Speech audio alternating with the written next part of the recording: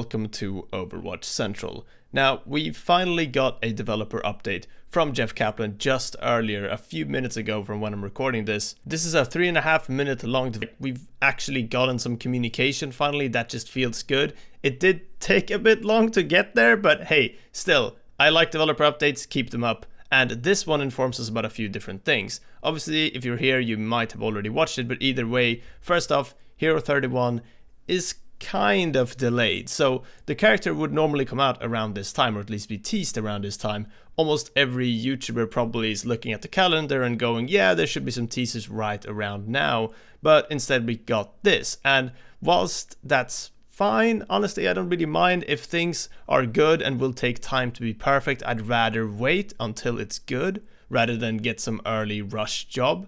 But at the same time, Jeff never really announced this before right now when it's actually happening. There are a lot of people who did not know about this, who had not heard Jeff Kaplan talk about this sort of shift in the content release schedule before, and whilst we've talked about it to death on this channel and other YouTubers too, some people clearly did not know, judging from comments and such. So yeah, I have to say, a little bit disappointing the way Blizzard handled that, but hey, at least it's actually official now. So the other thing that Jeff talks about is the Summer Games event, and I'll skip the sort of general details, but the main sort of thing is that the Summer Games event will be coming earlier, and it will be allowing you to unlock items in a different way. Similarly to the challenges like the Baptiste challenge and so on, you'll have one new challenge every week, and when you complete it you get an epic skin. Assuming there will be roughly the same amount of skins as per usual for the events, there will be some legendary skins too that you will not be able to get through these challenges,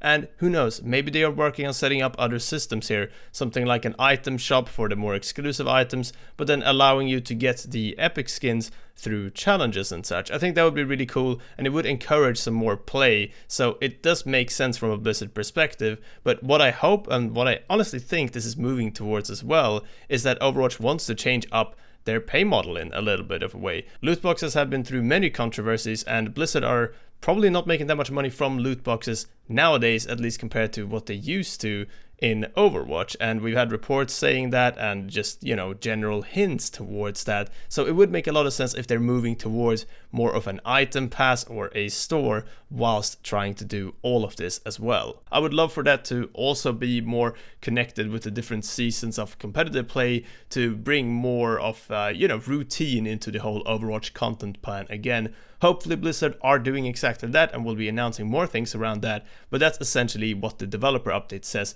Jeff also talks about PTR and how there's improved cheat detection and such, and that if you have a cheater in your game, that person will just be thrown out and nobody in that match will lose SR. So with those things out of the way that Jeff talked about in this video, I want to go back to this whole thing with Hero 31 and the Summer Games. So personally, I obviously stay updated on Overwatch all the time, and I don't really mind the change up and shift in schedule, but I don't feel like Blizzard really realized that a lot of people are sitting around waiting for something to happen, maybe not even really starting up the game, but more just checking Reddit every day or so, and then we have no communication, some delays like these, I guess you could call them, some change-ups in schedule, and we end up with just a very rough time period where there's not much happening. I mean, you guys can tell yourself, when we're making videos now, we're mostly talking theoretically about what things could be happening and what things could work and would help a lot with the game,